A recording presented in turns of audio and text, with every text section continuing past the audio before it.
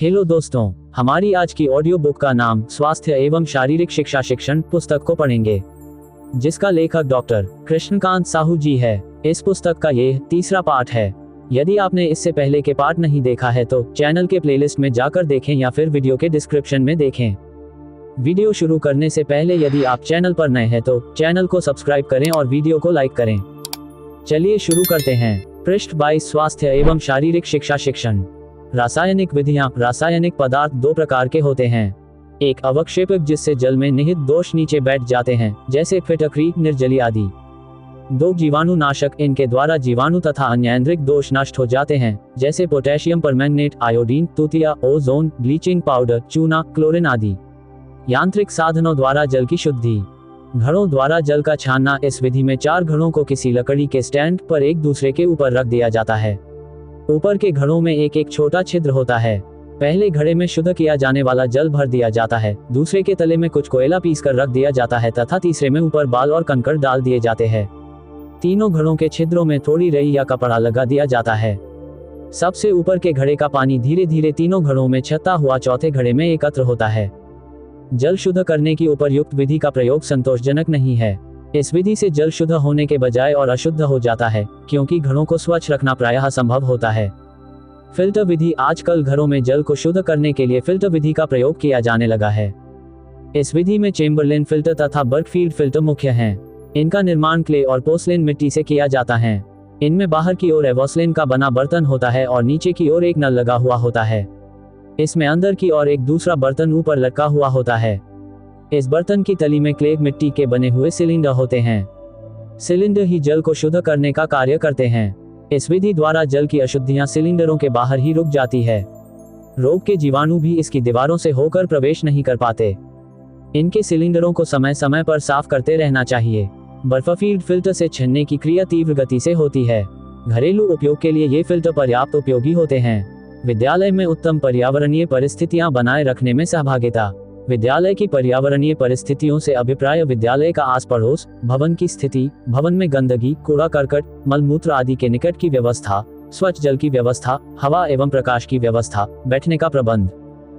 पृष्ठ 23 स्वास्थ्य एवं शारीरिक शिक्षा शिक्षण। खेलकूद की व्यवस्था तथा कार्य करने की अनुकूल परिस्थितियों से है। यह आवश्यक है कि विद्यालय में उत्तम पर्यावरणीय परिस्थितियां बनाए रखने में सभी की सहभागिता हो।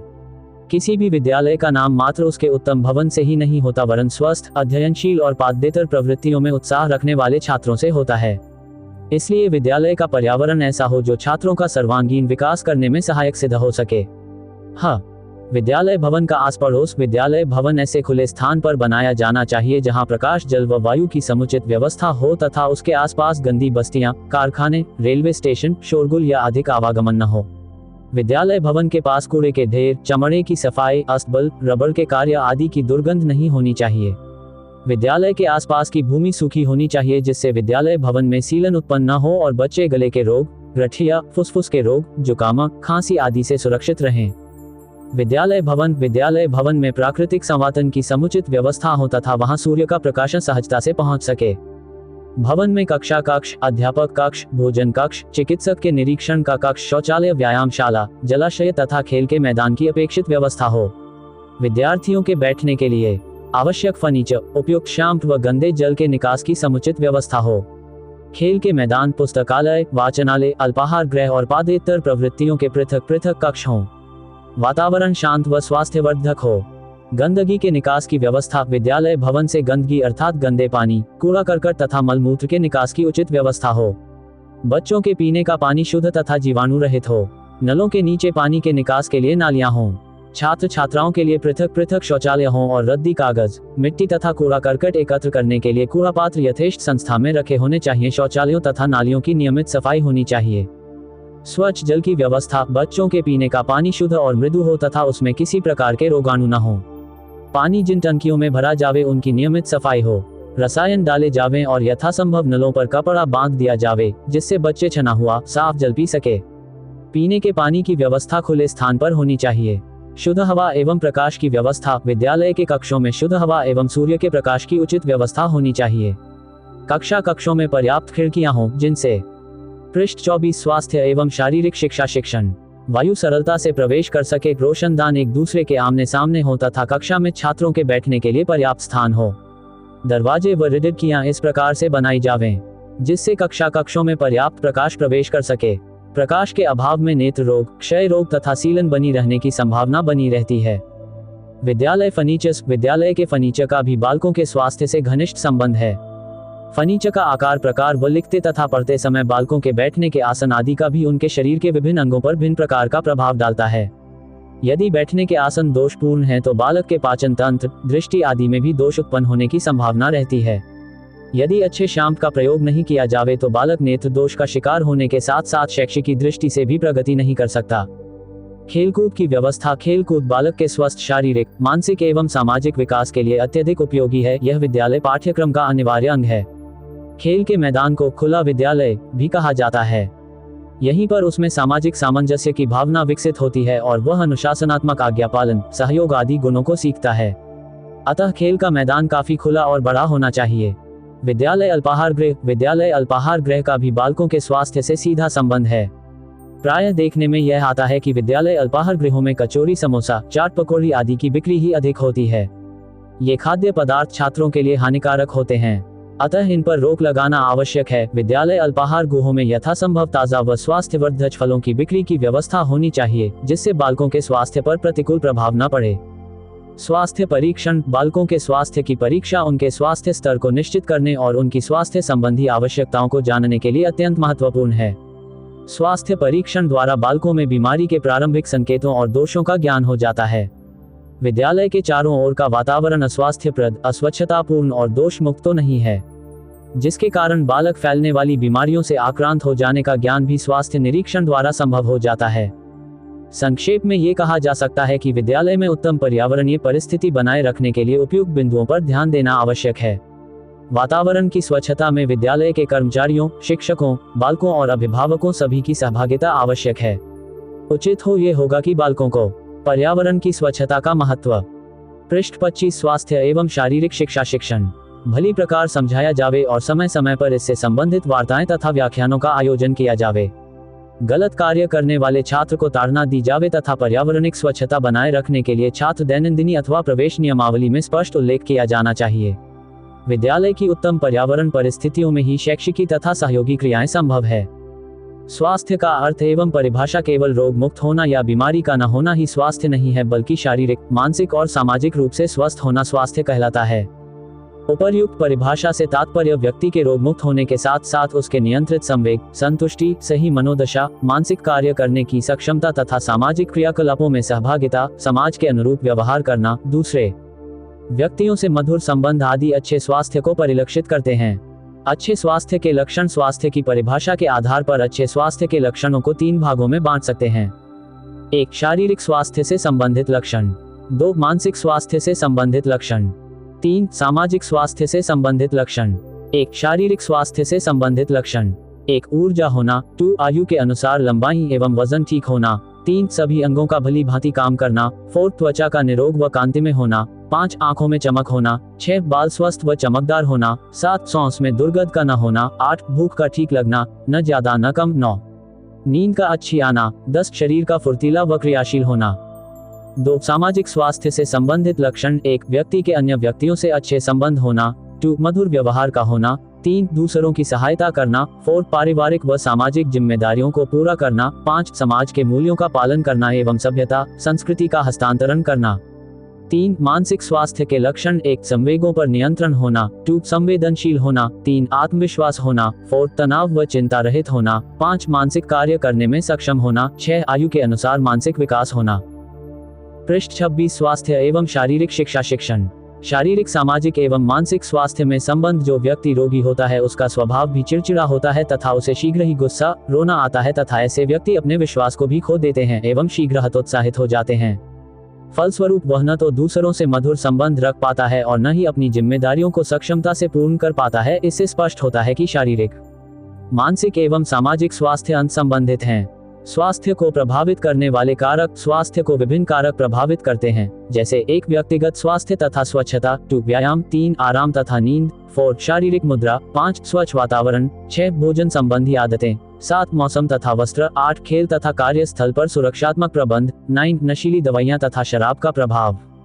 1 व्यक्तिगत स्वास्थ्य व स्वच्छता, 1 शौच में नियमितता व स्वच्छता, 2 खाने से पहले हाथ धोना, 3 स्नान में नियमितता, 4 दांत साफ करना, 5 बाल धोना तथा आंख, कान व नाखून साफ करना। 2 व्यायाम, व्यायाम से तात्पर्य है शरीर की सभी मांसपेशियों को प्रयोग में लाना जिससे वे स्वस्थ एवं क्रियाशील रहें। व्यायाम करने से 1 शरीर का मोटापा कम होता है। 2 पाचन व श्वसन रक्त संचार क्रियाएं सुचारू रूप से होती हैं। 3 शरीर अधिक क्रियाशील बनता है तथा ऊर्जावान रहता है। व्यायाम के अंतर्गत खेलना, तैरना, टहलना, दौड़ना, योगाभ्यास व कसरत करना आते हैं। 3 आराम तथा नींद मांसपेशियों की थकान दूर करने के लिए आराम व नींद जरूरी है। थकान होने पर व्यक्ति की क्रियाशीलता में कमी आती है तथा व्यक्ति रुचि से कार्य नहीं कर पाता, अतः सुचारू रूप से कार्य करने हेतु आराम एवं नींद लेना आवश्यक है। 4 शारीरिक मुद्रा मनुष्य के बैठने व चलने के ढंग को मुद्रा कहते हैं। सही मुद्रा में बैठना, चलना एवं कार्य करना चाहिए ताकि कम से कम ऊर्जा व्यय हो, शरीर थकान महसूस न करे तथा शरीर ठीक प्रकार से कार्य कर सके। 5 स्वच्छ वातावरण, अपने घर का तथा घर के आसपास का वातावरण स्वच्छ होना चाहिए ताकि जीवाणुओं की वृद्धि को रोका जा सके। इसके लिए गंदे पानी, मल मूत्र के निस्तारण की उचित व्यवस्था होनी चाहिए। कचरे को उचित स्थान पर फेंकना चाहिए एवं घर को साफ सुथरा रखना चाहिए। घर के खाद्यों को ढककर रखना चाहिए। पृष्ठ 27 स्वास्थ्य एवं शारीरिक शिक्षा शिक्षण। 6 भोजन संबंधी आदतें, हमें संतुलित भोजन ग्रहण करना चाहिए ताकि शरीर के कार्य सुचारू रूप से संपन्न हो सकें। भोजन सही समय पर सही मात्रा में पौष्टिक तत्वों से युक्त ग्रहण करना चाहिए। भोजन को चबा चबा कर खाना चाहिए। सलाद व फल भी ग्रहण करने चाहिए। 7 गौराम तथा वस्त्र, मौसम के अनुसार वस्त्र धारण करने चाहिए ताकि स्वास्थ्य ठीक रहे। फैशन अनुसार भी वस्त्र धारण करने चाहिए ताकि व्यक्तिहीन भावना से ग्रस्त न हो। 8 सुरक्षात्मक प्रबंध, घर का फर्श, सीढ़ियां, छत की मुंडेर सुरक्षित होनी चाहिए ताकि किसी दुर्घटना की संभावना न हो।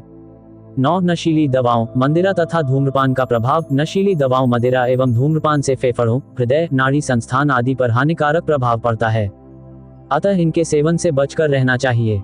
स्वास्थ्य संबंधी आपात स्थितियां। आपात स्थिति का अर्थ स्वास्थ्य संबंधी आपात स्थिति वह स्थिति है जिसमें आकस्मिक दुर्घटना या रोग के कारण किसी व्यक्ति का स्वास्थ्य खतरे में हो और उसका जीवन बचाने के लिए उसे तत्काल सहायता की आवश्यकता हो। प्राथमिक चिकित्सा का अर्थ किसी दुर्घटना या रोग पीड़ित व्यक्ति को चिकित्सा सहायता उपलब्ध कराने से पूर्व जो मौके पर ही तत्काल सहायता दी जाती है उसे प्राथमिक चिकित्सा कहते हैं। आपात स्थिति के लक्षण सदमा, दर्द, सांस लेने में कठिनाई, चोट, रक्तस्राव, जलना, अंग विकृत होना। प्राथमिक चिकित्सा देने के कारण, उद्देश्य, महत्व। यदि समय पर पीड़ित व्यक्ति को प्राथमिक चिकित्सा नहीं दी जाती तो पीड़ित व्यक्ति की हालत और अधिक बिगड़ सकती है तथा कभी कभी मृत्यु भी हो सकती है। प्राथमिक चिकित्सा के निम्न लाभ महत्व है। 1 जीवन को बचाना, 2 दर्द को कम करना, 3 जल्दी ठीक होने में सहायता देना, 4 रोगी की दशा खराब होने से रोकना, 5 पीड़ित व्यक्ति को आरामदायक स्थिति में रखना। प्राथमिक चिकित्सक के कर्तव्य। प्राथमिक चिकित्सा के नियम। 1 शांत रहे, 2 भीड़ को हटाए, 3 आग को बुझाए, 4 पीड़ित व्यक्ति को सुरक्षित स्थान पर ले जाए, 5 कृत्रिम श्वास दे, 6 तत्काल किसी योग्य। पृष्ठ 28 स्वास्थ्य एवं शारीरिक शिक्षा शिक्षण। चिकित्सक को बुलाएं, 7 प्राथमिक उपचार करें, 8 पीड़ित व्यक्ति को सांत्वना दें। विभिन्न स्वास्थ्य संबंधी आपात स्थिति एवं उनमें दी जाने वाली प्राथमिक चिकित्सा। 1 अत्यधिक रक्तस्राव, हमारे शरीर में रक्त नलिकाओं में लगातार दौड़ता रहता है।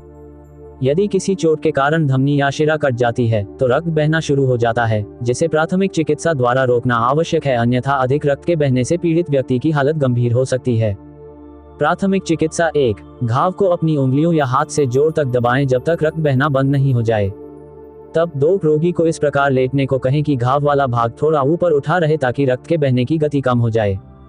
3 यदि रक्त धमनी कटने के कारण बह रहा है तो रक्त सूर्ख लाल रंग का होता है तथा झटके के साथ बहता है। ऐसी स्थिति में हृदय के निकट घाव के पास कसकर पट्टी बांधनी चाहिए, और यदि रक्त गहरे लाल रंग का लगातार बहता है जो रक्त शिरा के कटने के कारण बहता है, ऐसी स्थिति में हृदय से दूर पट्टी बांधनी चाहिए। 4 यदि रक्तस्राव निरंतर हो रहा हो तो घाव पर साफ कपड़े की गद्दी बनाकर रखना चाहिए और आवश्यकता हो तो अन्य गद्दियां इसके ऊपर रखते जाना चाहिए। 5 घायल व्यक्ति को ओढ़ाकर गर्म रखना चाहिए। 6 यदि घायल होश में है तो उसे गर्म पेय पदार्थ पिलाएं। 7 शीघ्र ही योग्य चिकित्सक को बुलाएं। 2 हड्डी टूटना, फ्रैक्चर, हड्डियों का टूटना ही फ्रैक्चर कहलाता है। हड्डी टूटने के लक्षण 1 तीव्र दर्द होता है, 2 सूजन आ जाती है, 3 पीड़ित अंग को हिला डुला नहीं पाता। प्राथमिक चिकित्सा 1 घायल व्यक्ति को गर्म रखें, 2 पीड़ित व्यक्ति को हिलने डुलने न दें, 3 अनावश्यक रूप से हड्डी टूटे भाग को छेड़े नहीं, 4 अस्थिभंग अंग को उपयुक्त वस्तु के माध्यम से सहारा दें, जैसे खपच्ची द्वारा, टूटी बांह को सीने के साथ बांधकर, घायल पैर को स्वस्थ पैर के साथ बांधकर, 5 खपच्ची बनाते समय लकड़ी, स्केल या अकबर को लपेटकर उसके पृष्ठ 29 स्वास्थ्य एवं शारीरिक शिक्षा शिक्षण। चारों तरफ कपड़े या रुई की गद्दी बनाकर लगा देनी चाहिए ताकि घायल अंग को और अधिक पीड़ा न हो। 6 गर्म पेय पदार्थ पीने के लिए देना चाहिए। 7 चिकित्सक को तुरंत बुलावें। 3 मोच मांसपेशियों के खींचने, आंशिक रूप से फटने या टूटने या खींचने को मोच कहते हैं। प्राथमिक चिकित्सा 1 रोगी को आरामदायक स्थिति में लाना चाहिए ताकि प्रभावित अंग हिल न सके। 2 घायल अंग को ऊंचा उठाएं। 3 ठंडे पानी में भीगा मोटा कपड़ा मोच वाले स्थान पर रखना चाहिए, इससे सूजन व दर्द कम होगा। 4 शीघ्र ही चिकित्सक को बुलाना चाहिए। 4 जलना व झुलसना, गर्म वस्तु को छूने पर जलन होती है, वह अंग लाल हो जाता है, उसे जलना कहते हैं। जब ज्यादा जल जाए जिससे त्वचा सिकुड़कर अपना स्थान छोड़ देती है तथा मांस दिखने लगता है या फफोला पड़ जाता है, उसे झुलसना कहते हैं। प्राथमिक चिकित्सा 1 पीड़ित अंग को पानी में डुबोकर रखना चाहिए ताकि जले हुए स्थान को ठंडक मिले। 2 पीड़ित व्यक्ति की अंगूठी, चूड़ी, बेल्ट, मोजे आदि उतार देना चाहिए। 3 जले हुए स्थान को पट्टी, चादर या किसी साफ कपड़े से ढक देना चाहिए। 4 पीड़ित व्यक्ति को सांत्वना देनी चाहिए। 5 तत्काल चिकित्सक को बुलाना चाहिए। 5 सदमा, किसी दुर्घटना के कारण व्यक्ति को सदमा पहुंच जाता है। सदमे में व्यक्ति का शरीर पीला पड़ जाता है तथा उसे बहुत अधिक पसीना आता है, कमजोरी व बेहोशी महसूस होती है तथा नाड़ी तेज व कमजोर हो जाती है। प्राथमिक चिकित्सा 1 रोगी को सीधे लिटाना एवं उसके पांव सिर से ऊंचाई पर रखें। 2 रोगी के कपड़े ढीले करके मोटे कपड़े से ढक देना चाहिए। 3 रोगी से बातचीत करते रहना चाहिए तथा उसे सांत्वना देनी चाहिए। 4 रोगी को प्यास लगे तो गीला रुमाल चूसने के लिए देना चाहिए। 5 रोगी को खाने हेतु कुछ नहीं देना चाहिए वरना उल्टी हो सकती है या गले में खाना फंस सकता है। 6 चिकित्सक को तुरंत बुलाना चाहिए।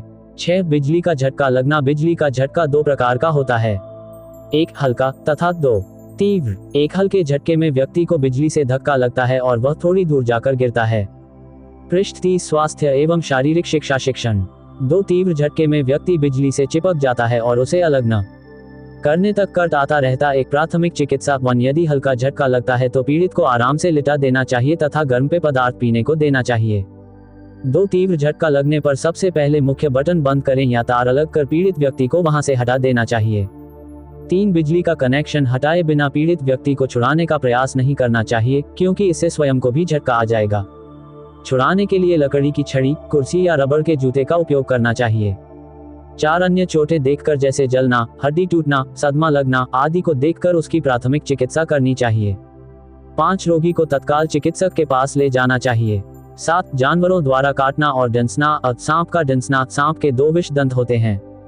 जब सांप काटता है तो ये विष दंत द्वारा विष शरीर में प्रवेश कर जाता है। काटे गए स्थान पर इन 2 विषदंतों के निशान हो जाते हैं। प्राथमिक चिकित्सा 1 उसे गए स्थान से थोड़ा ऊपर रुमाल, पट्टी या रस्सी कसकर बांध देनी चाहिए। 2 काटे हुए स्थान को हिलाना नहीं चाहिए बल्कि नमक के पानी से घाव को धीरे धीरे धोना चाहिए। 3 घाव पर बर्फ के टुकड़े लगाने चाहिए। 4 पीड़ित व्यक्ति को विष के प्रभाव से नींद आती है किंतु उसे सोने नहीं देना चाहिए। बी कुत्ते का काटना। कुत्ते का काटना बहुत खतरनाक होता है, मुख्यतः पागल कुत्ते का काटना।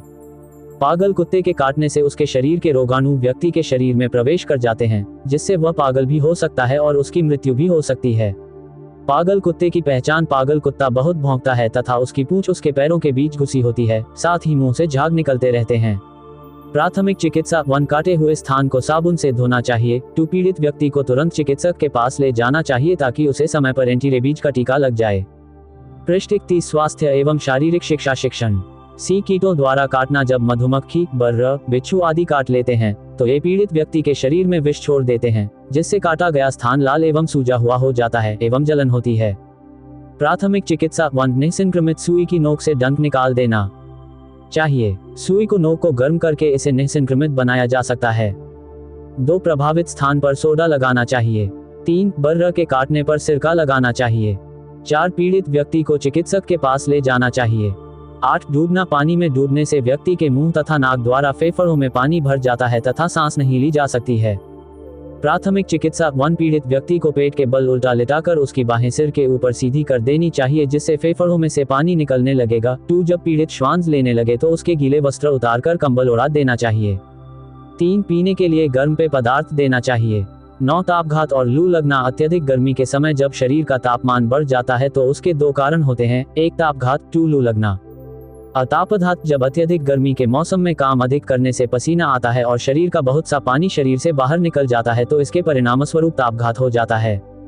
लक्षण 1 थकान महसूस होती है, 2 बेहोशी महसूस होती है, 3 तेज सिरदर्द होता है, 4 नाड़ी की गति तेज हो जाती है। प्राथमिक चिकित्सा 1 पीड़ित को ठंडे व छायादार स्थान पर लिटाएं। 2 नमक शक्कर मिलाकर ठंडा पेय पिलाएं। बी लू लगना गर्म वातावरण में जहां हवा नहीं हो वहां लगातार काम करने से पसीने के रूप में अतिरिक्त जल शरीर से वाष्पित नहीं होता है जिससे शरीर में अतिरिक्त गर्मी संचित होती रहती है और लू लग जाती है। लक्षण 1 थकान, 2 तेज सिर दर्द, 3 लाल और गर्म चेहरा तथा 4 गिरना व बेहोश होना। प्राथमिक चिकित्सा पीड़ित व्यक्ति को छायादार स्थान पर लिटाएं व उसके वस्त्र ढीले कर दें। 2 कागज या पंखे से उसकी हवा करें। 3 उसके शरीर के तापमान को गीले कपड़े से पोंछकर सामान्य करें। 4 तत्काल चिकित्सक को दिखाएं। पृष्ठ 32 स्वास्थ्य एवं शारीरिक शिक्षा शिक्षण।